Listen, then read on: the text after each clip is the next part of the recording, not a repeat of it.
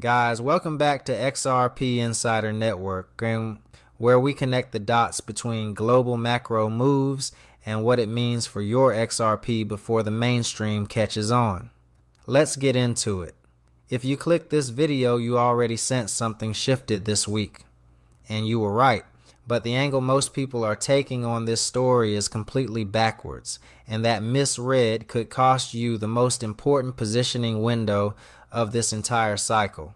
So let me reframe it from the ground up, because what looks like a political skirmish over stablecoins is actually a structural dismantling of the banking industry's last firewall against XRP's institutional moment. That is what we are here to break down today. Here is the bonus angle nobody is touching. This is not just about regulatory clarity anymore. This is about who controls the infrastructure of money itself. And a single 21-page government report just shifted that power balance in a way that changes the math on your XRP position in real time. Let's build the full picture. For the last 2 years, the conventional wisdom on Capitol Hill has been simple. Let the banks pump the brakes on crypto legislation, let them flood congressional committees with deposit drain warnings, and watch the bills stall. That narrative has worked. It kept the Clarity Act in limbo. It kept institutional capital on the sidelines. And it kept XRP holders like you in a 6-month grind of red candles and delayed timelines. But something broke this week. The White House Council of Economic Advisors published a 21-page analysis.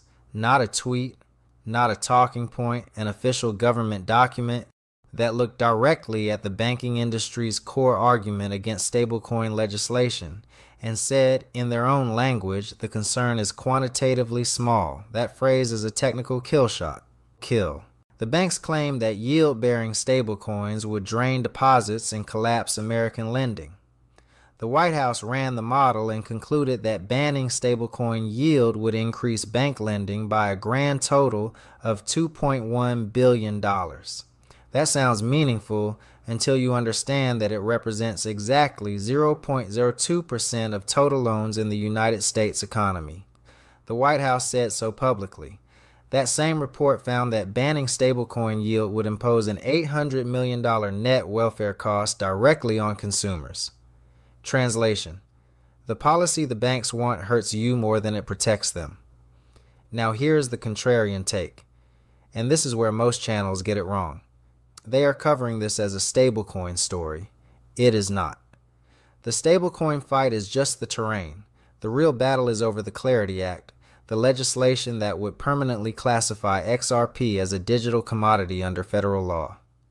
That bill has been stalled specifically because of this yield dispute. The banks knew if the Clarity Act passed, the legal uncertainty that has kept institutional capital away from XRP evaporates overnight. So they manufactured a legislative blockade using deposit drain fears as the lever.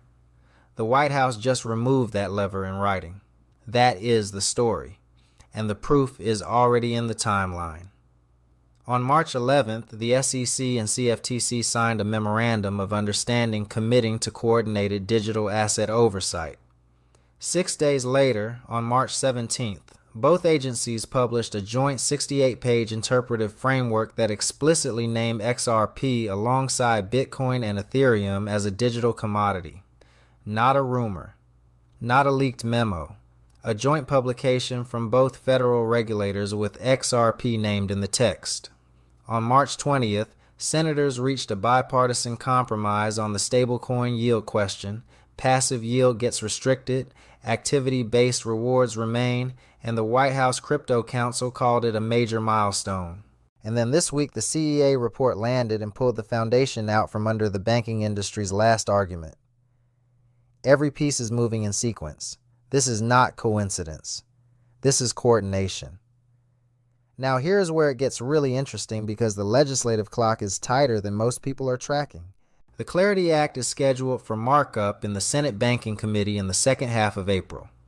The Senate returned from Easter recess on April 13th. Senator Moreno has been explicit.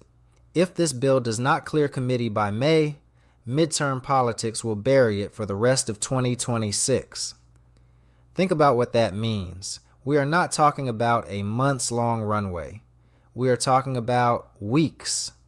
If the bill stalls, the market prices in another year of legal uncertainty. If it passes, every institution that has been waiting for a federal commodity classification suddenly has the green light they have been asking for. And the institutional demand waiting behind that green light is something most retail investors have never seen quantified correctly. So let me show you the actual numbers. A Coinbase and EY survey published this year found that 25% of institutional investors plan to increase their XRP exposure in 2026. That is up from 18% the previous year. Despite that stated demand, XRP ETFs have only accumulated $1.44 billion since launching, and 84% of those inflows are retail. The institutional wave has not arrived. Not because these firms do not want exposure, they have said publicly that they do, but because their internal compliance mandates require a clear federal legal classification before they can allocate. The commodity classification is now on paper from 2 federal agencies. The Clarity Act would make it permanent law. When that permanence arrives, those compliance gates open. And institutional capital does not enter a market like retail capital does. It does not trickle. It does not hesitate. It floods. But here is what makes this moment structurally different from every other XRP is about to break out narrative you have heard before. The on-chain data is already reflecting accumulation behavior that precedes a major move. XRP's net exchange supply has declined by over 16% since February 2025. That means while the price has been compressing, large holders have been systematically removing XRP from exchanges. You do not move tokens off exchanges if you are planning to sell. You move them off exchanges when you are positioning for a price level significantly higher than where you acquired. Whale accumulation is at a 10-month high, and here is the compression dynamic that makes this particularly powerful. Roughly 60% of XRP's circulating supply is held at an average cost basis near 144 bar. Every time price approaches that level, you hit sell pressure from holders trying to break even. But beneath that ceiling, the available supply is thinning every single week. That is a coiled spring. The more supply compresses against a fixed resistance level, the more violent the release when the catalyst arrives. The catalyst here is not speculative. It is a legislative vote with a published timeline. Now let me connect this to something that fundamentally changes how you should be thinking about XRP's valuation ceiling. Because price targets like $12 or $25 are not arbitrary numbers someone generated on a chart. They are outputs of a utilization model, and the utilization data is already building in real time.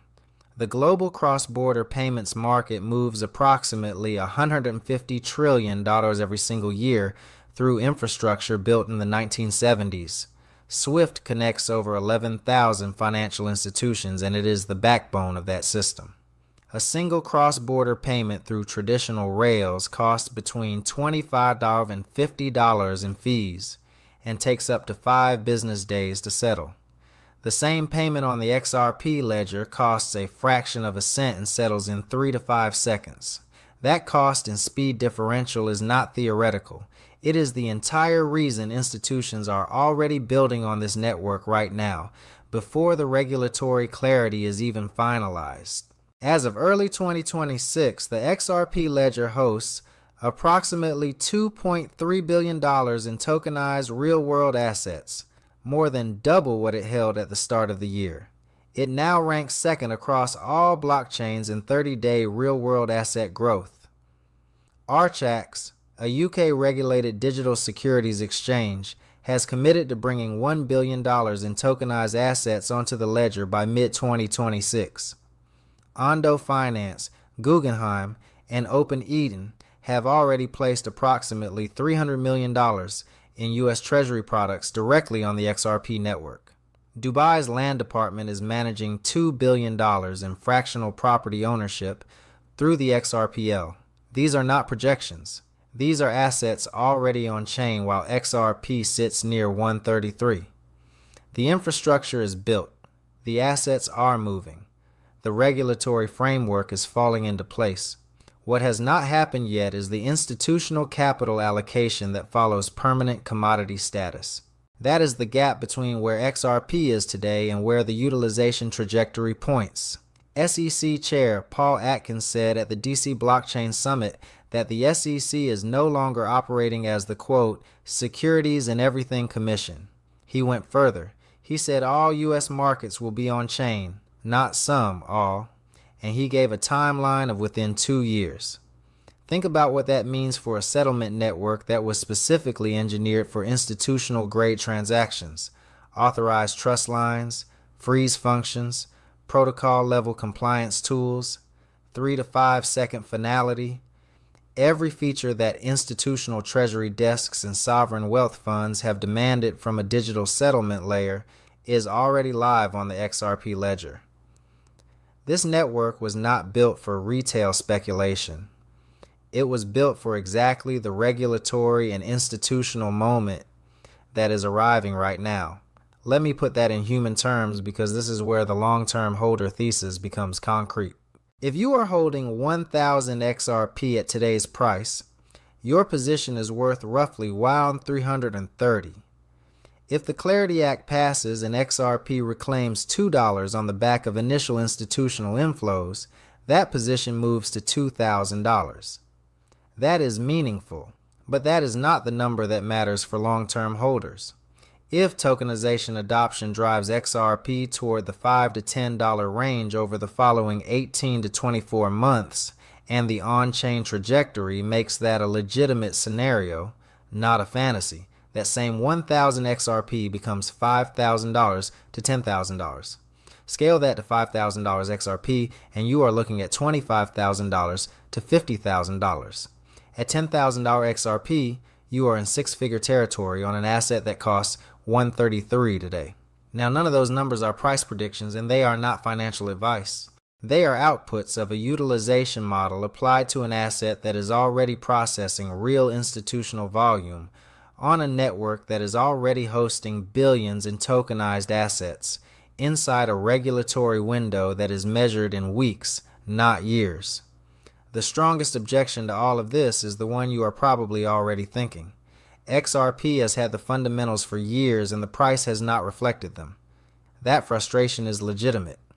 6 straight months of red candles while the infrastructure case keeps getting stronger is psychologically exhausting. I am not going to tell you to ignore that frustration. What I will tell you is that the ingredients that were missing in every previous XRP cycle are now present simultaneously for the first time. A formal federal commodity classification in writing from 2 regulators. A legislative pathway with a published markup date. On-chain asset volumes doubling year over year. Institutional survey data showing rising planned allocations. And a White House that just publicly dismantled the banking industry's core legislative argument. None of that existed 6 months ago. All of it exists right now. The period of maximum frustration in any asset cycle is historically the period that precedes a structural release. That is not a motivational phrase. That is the documented pattern across equities, commodities, and every prior crypto cycle. Compression followed by catalyst, followed by a move that happens faster than most participants are positioned to capture. The people who benefit from that move are not the ones who timed the entry perfectly. They are the ones who understood the structural thesis well enough to hold through the period when it felt the least rewarding. Here is what the next chapter looks like if the Clarity Act clears committee this month. ETF applications that are currently pending get the legal foundation they need to proceed. Sovereign wealth funds, pension portfolios, and major bank treasury desks that have been blocked by internal compliance mandates get a federal green light. The 84% retail composition of current XRP ETF flows starts to shift, and the supply compression that has been building for 14 months meets a demand wave that has been staged and waiting. That is not a gradual price discovery process. That is a structural repricing event. Most people watching this from the outside will look back at this exact moment. XRP near $1.33. 6 months of sideways and red, maximum frustration on social media, and wonder how they missed what was right in front of them. You are not missing it. You understand the regulatory sequence. You understand why exchange supply dropping 16% while the price falls is accumulation behavior, not weakness. You understand that 2.3 billion in on-chain real-world assets while the price sits at 133 is not a contradiction. It is a setup. You are in a small group of investors who are reading the infrastructure signals instead of reacting to the daily candles. That gap in understanding is the edge, and right now that edge is measured in weeks before the legislative window either opens or closes for another year. The White House told the most powerful financial lobby in Washington that their argument is worth 0.02% of the total loan market. The SEC and CFTC put XRP's commodity status in a joint publication. The Senate Banking Committee has a markup date on the calendar. The XRP Ledger is doubling its real-world asset volume.